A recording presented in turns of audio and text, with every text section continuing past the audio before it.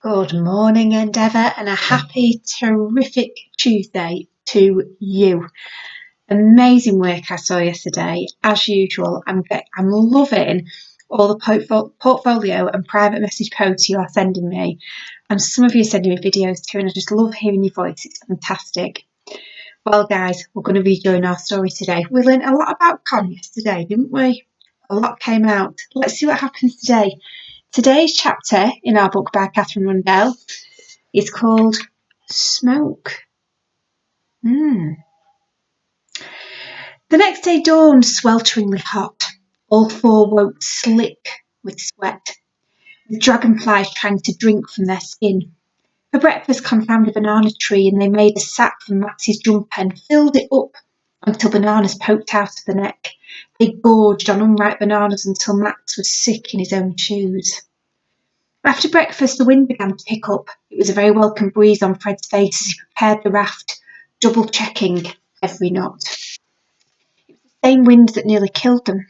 Fred and Lila were crouched on the raft in the river, testing how it moved under their weight and retrying vines. Con and Max were hunting for berries to add to their provisions. Bacca was half in and half out of Lila's pocket, sniffing the breeze. A swirl of air reached them from the jungle, and Bacca let out a mew. A shiver passed down Fred's spine. Does something smell odd to you? Bacca seemed nervous. He began trying to bite Lila's hem into ribbons. Lila stared back towards the path to the clearing, where there would have been shards of green sunlight. There was a grey swirl. Is that dust? It's smoke, said Fred. He sniffed again. It's fire. For a moment they both stared at the billowing grey, paralysed. Then Lila let out a scream that shook the whole raft. Max! Where's Max? He was right there on the bank with Con. The smoke began to flow like water, sweeping out of the trees towards them, so much that Fred's eyes stung. There was a pounding of feet, and Con came sprinting out of the bushes, her hair flying behind her, catching in the trees. She half dived and half fell into the river and swam, splashing frantically towards the raft. I saw it, she cried, hauling herself up over the edge. The clearing's on fire. It's horrible. Her eyes were red and wild, and she stared around. Where's Max? I thought he was with you. Lila's face was unrecognisable. What? No, he said he was going to find you. He wanted to play with Bacca. No, this can't be happening. Lila stood up on the raft. Max! Max! Shouted Fred. Max! I'm here. The tiny voice was thin and surrounded with pure panic. Max had scrambled up a tree. He was sitting whimpering, unable to scream in the branches overhanging the river. Fred stared up at him, divided between shock and terror. How did you get up there? Said Con. It's so high. Jump in, Max. Jump into the water, called Lila. I can't. Max, I'm ordering you. Her voice was shrill and wire-thin. I'm your big sister and you do what I say. Max's voice was a shriek. I can't. He started crying in long, wordless wails, balancing over the river. Fred began pulling off his boots, but Lila thrust back at Con and was in the water. Fred had never seen a human swim so fast. She scrambled up the bank, her nails tearing against the mud, and sprinted for the tree. She began to climb, hauling herself up with just her arms where the footholds failed. Max, she called, just stay there. Fred and Con sat on the raft below, Con holding Bacca in both hands, watching, coughing as the smoke thickened around them. Max was crouching like a sloth with his arms and legs wrapped around the branch. Fred squinted up to see Lila crawling along the branch, talking to him, coaxing him, trying to untangle him, her body shaking as she moved. Max had stopped crying and was now rigid-faced and completely silent, which was somehow more frightening than the screaming. The first flames appeared, snaking along the path from the clearing. The heat sent up sparks, catching at Lila's skin and Max's feet. There was a bang like an erupting paper bag, and below them seed pods exploded in the heat. Jump in, Fred shouted wildly. Just jump in and we'll get you. There was only smoke now, smoke and the sound of Lila calling to Max, singing to him, coaxing him desperately. "Jump!" shrieked Con, "please, now!" Then 2 bodies plummeted into the river. The water closed over them. They landed in an eddy of water, and the current swept the 2 of them too fast into the middle of the river where there were rapids. Fred squinted through the smoke. Their heads didn't resurface. "Take the pole," he said to Con. He took a deep breath. "And if I die, tell my dad. I'm sorry." He dived headfirst into the brown water and struck towards the rapids. Fred opened his eyes, but all he could see was churning foam. A body smashed into his and he grabbed it. It was Max. He tried, through his panic, to remember what he had read about saving people from drowning. You had to gently cup their chin in your hand. He remembered that clearly, but how? The current was too fast to make any kind of cupping seem plausible. Fred spun onto his back and hauled Max up to lie on his stomach, trying to keep the boy's head out of water. He couldn't tell if Max was breathing. With one arm, he began to swim backwards towards the bank. The water was trying to pull them under. He could only see smoke and spray and the river sweeping over his face with every stroke. "Don't panic," he whispered to himself. This would be a bad moment to panic. A burning branch fell into the water inches away from them. Max gave a cough and spat out a water beetle, hacking weakly as the water washed over them again. Just as Fred was starting to feel that panicking was really the only available option, he saw something in the smoke. A yell came over the sound of the fire and the water in his ears. "Fred! Max!" It was Con. "Over here," he called. "Swim towards me," she screamed. "I can't, it's the current." It was bitterly hard work staying in one place. One of his legs was starting to cramp and he was terrified that Max's head would go under water. A shape came out of the smoke. It was the raft. Con was covered in grey ash. She was paddling hard with both hands, roaring their names as she came.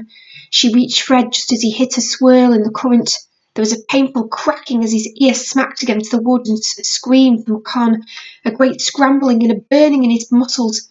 But then Fred was kneeling on the raft, coughing up water, and Max was there, spitting and vomiting up water and leaves and banana. "Where's Lila?" asked Con. Her voice was wild and high. "Where's Lila?"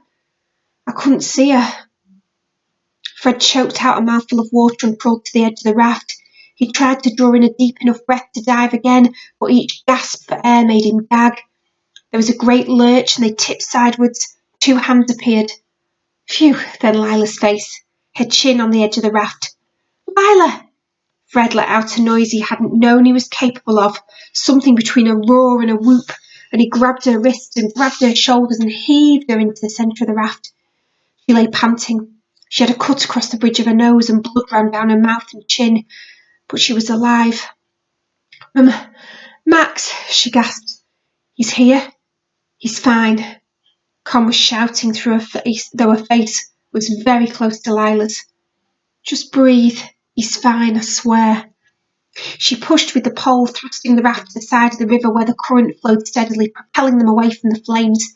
At last, when the air was clear and the fire crackling in the distance, she guided the raft into the shallows, where it stilled, swaying on the water. A crowd of blue butterflies alighted on the bank next to them. Max was wearing pondweed on his head like a tiara. Lila cradled him in her arms.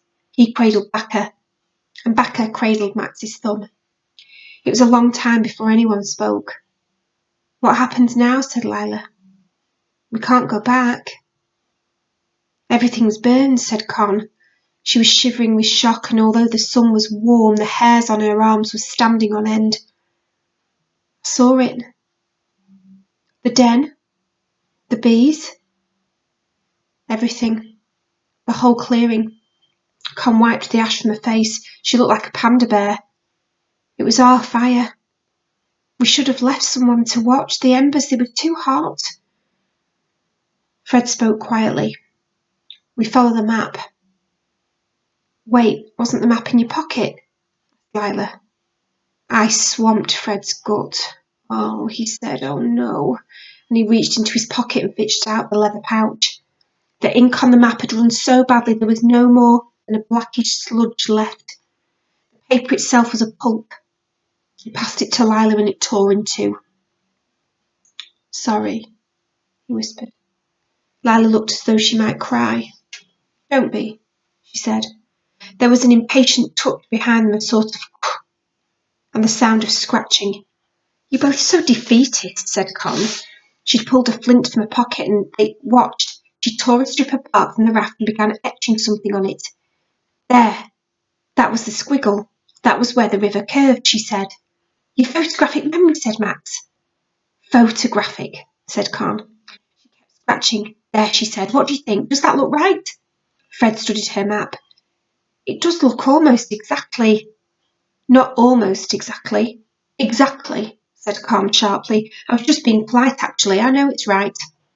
Fred looked at the bark and then up at Lila and Max and at Con. Whatever it is that's on that map, it's got to be better than what's back there. What do you say? That same feeling, fear and hope and something that felt like what his father had called sheer bloody-mindedness, began to churn inside his stomach. Con bit her lip, and without a word she took up the pole again and pushed the raft off the bank back into the river and the corridor of dappled green light. Left at the next fork? She asked. Left at the next fork, said Lila. They coasted onwards for that whole day. Some of the tributaries were only 8 feet across, with a cathedral roof of branches above them creating a midnight darkness. Others were so wide and bright it was hard to see the opposite shore. As the sky grew pink, Fred turned and saw on the far bank a caiman as big as a Great Dane. It lay in the mud, its eyes at half-mast, staring straight ahead. His heart clenched. What do we do? Hissed Con. She spoke without a single facial muscle. Nothing, said Lila. Fred held the pole in his hands like a spear, but the caiman didn't move, and they floated past. The sun dipped over the river ahead of them, and the light grew purplish and thin. Fred could no longer see beneath the surface of the water. We're not safe, are we? Asked Con. No, said Fred, but we could pretend we could be. Lila tightened her grip on Bacca's paw. Let's act as if the river is on our side. Let's act as if the jungle wants us to win. The stars began to come out, casting the water deep black under a silver-flecked sky. Even if rivers don't take sides. Even then. Right, guys. Tomorrow's chapter is called On the River, and it fits really nicely with our geography for this afternoon. This afternoon, you're going to chart the River Amazon from source to mouth. There are 2 keywords. You've already heard a third one in our chapter just now. Tributaries. Let's see your great flowcharts or PowerPoints this afternoon. Have a great day, guys. See you soon.